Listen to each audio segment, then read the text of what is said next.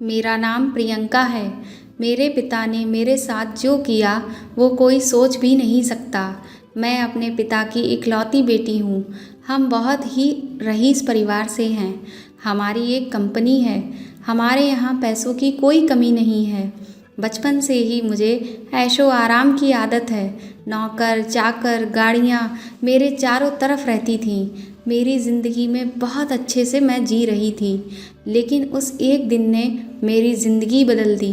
हमारे यहाँ कुछ ही दिनों से एक नया ड्राइवर आया हुआ था। वो ड्राइवर जवान था, लेकिन वो मुझे पसंद नहीं था। वो ज़्यादा सवाल पूछता था, कहाँ जा रही हो, क्यों जाना है। इतना तो मेरे पापा भी मुझसे नहीं पूछते थे।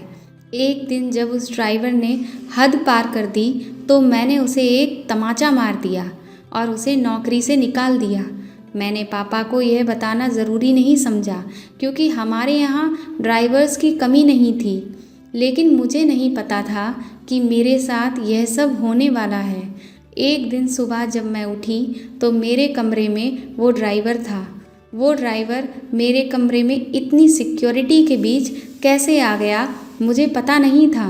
शायद मैंने उसे मारा था, इस बात का बदला लेने वह मुझसे आया था। मैंने कहा कि तुम यहाँ क्या कर रहे हो? वो बोला कि मैं तुम्हारा पति हूँ और कल रात को तुम्हारे पिता ने मेरी शादी तुमसे करवा दी है।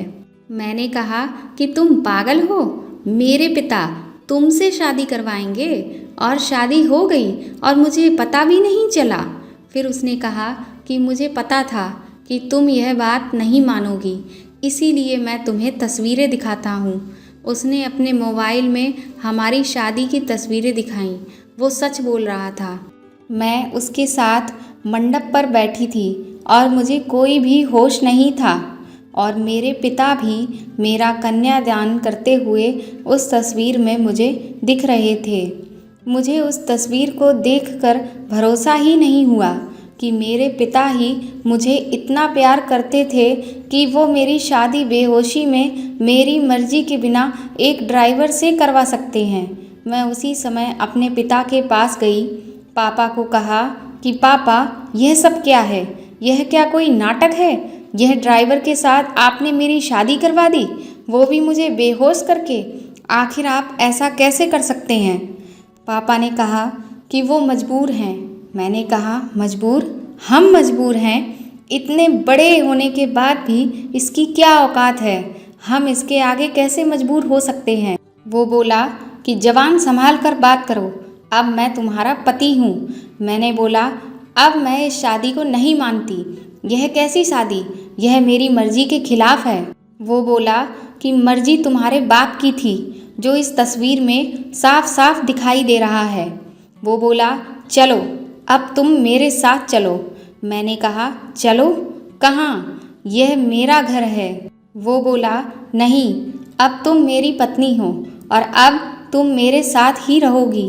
अगर नहीं मानी तो यह तस्वीरें मीडिया में जाएंगी।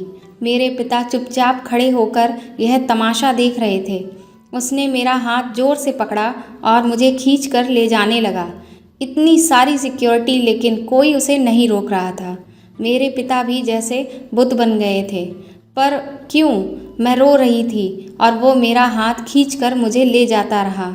मुझे नहीं पता था कि उनकी क्या मजबूरी थी, पर इन सब के बीच मेरी ज़िंदगी के साथ बहुत बड़ा मजाक हो रहा था। वो मुझे अपने घर लेकर गया। वह घर नहीं, पिंजरा था, एक छोटा सा कमरा। बाथरूम के लिए भी कमरे के बाहर जाना पड़ता था। उसने मुझसे कहा कि अब यही मेरा घर है और मुझे यहीं पर रहना है और खाना है। पास में भी बहुत सारे कमरे थे, उनमें भी लोग रहते थे। मैं ऐसी जगह आ जाऊंगी ये मुझे पता नहीं था। उसने कमरे में खाने का सामान रखा और कहा कि भूख लगी है, खाना बनाओ। एक थप्पड़ का बदला वो मुझसे इस तरह लेगा ये मुझे पता नहीं था। मैंने कहा, मुझे खाना बनाना नहीं आता। वो बोला, ठीक है, मैं कहीं खा लूँगा, तुम फिर भूखी रहो। वो इतना कहकर चला गया। मैंने सोचा था कि मैं भाग जाऊं, लेकिन फिर सोचा कहाँ जाऊंगी, मेरे घर जा नहीं सकती।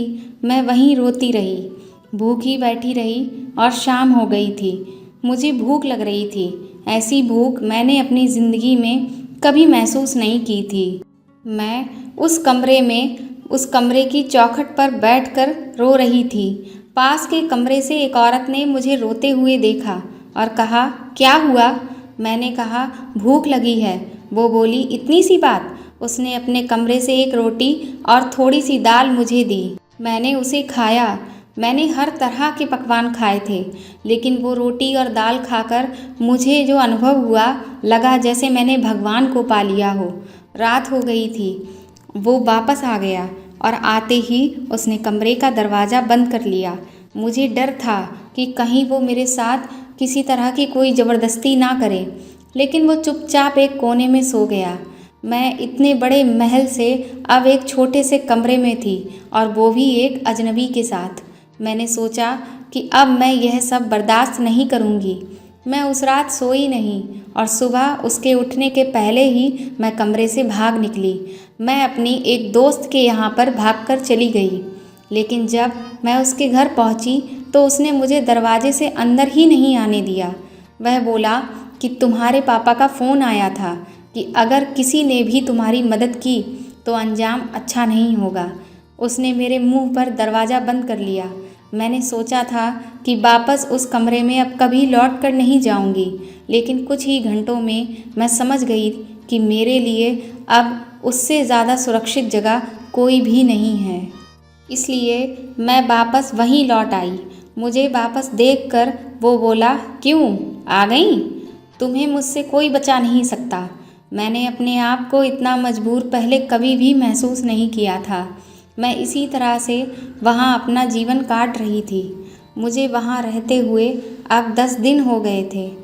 खाना मैं बना नहीं पाती थी और जैसा भी बनता मैं खाती थी। फिर एक दिन मैं चक्कर खाकर गिर गई और जब मुझे होश आया तो मैं अपने पिता के घर पर थी। सामने मेरे पापा खड़े थे। मेरे पापा को देखकर मुझे बहुत गुस्सा आ गया। मैंने कहा, आप मुझे यहाँ क्यों ले आए? मुझे वहीं मरने क्यों नहीं दिया? उस कमरे में वो ड्राइवर भी था। पापा बोले, बेटा मैंने तुझे कितना समझाया, लेकिन तू नहीं मानी, तो आखिरकार मुझे यही तरीका अपनाना पड़ा। तुम जिस माहौल में रहकर 10 दिन में परेशान हो गई हो, उस जगह से उठकर मैंने यह सब बनाया है। तुम्हें यह सब ऐसे ही मिल गया तो तुम्हें इसकी कोई कद्र ही नहीं रह गई थी। तुम शराब के नशे में रहती हो। हमारे घर जो काम करते हैं तुम उन्हें इंसान ही नहीं समझती हो। कितने लोगों को तुमने मुझसे छिपाकर नौकरी से निकाल दिया। तुम्हें पता है नौकरी क्या होती है, कैसे परिवार चलता है? शायद तुम इन 10 दिनों में कुछ सीख पाई होगी। यह ड्राइवर नहीं, अरुण है, मेरे दोस्त और बिजनेसमैन रमन का लड़का। यह तुमसे शादी करना चाहता था। मैंने ही इसे कहा था कि तुम पहले उसे जान लो। तुम्हें उसने फॉलो किया तो वो समझ गया कि तुम गलत रास्ते पर हो। इसीलिए हम दोनों ने मिलकर यह नाटक किया ताकि तुम्हारी आंखें खुल सकें। जिस रात तुम्हारी शादी करवाई थी उस रात भी तुम नशे में ही घर आई थी। पैसे और ज़िंदगी की कद्र करो बेटा, सबके नसीब में यह नहीं होता है।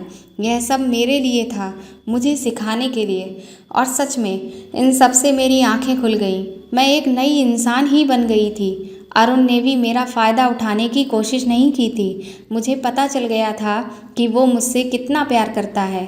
पिता की यह सीख मुझे एक नया इंसान बना गई। दोस्तों, आपको यह कहानी कैसी लगी कमेंट करके ज़रूर बताएं, और इस कहानी को प्लीज़ ज़्यादा से ज़्यादा शेयर करें और लाइक करें। अगर आप मेरे चैनल पर नए हैं तो इसे सब्सक्राइब करें। साथ ही साथ दोस्तों, अगर आपको क्राइम से जुड़ी हुई सच्ची घटनाओं पर आधारित कहानियाँ सुनने का शौक़ है तो आप डिस्क्रिप्शन बॉक्स में दिए हुए लिंक पर क्लिक करके सुन सकते हैं। Thank you.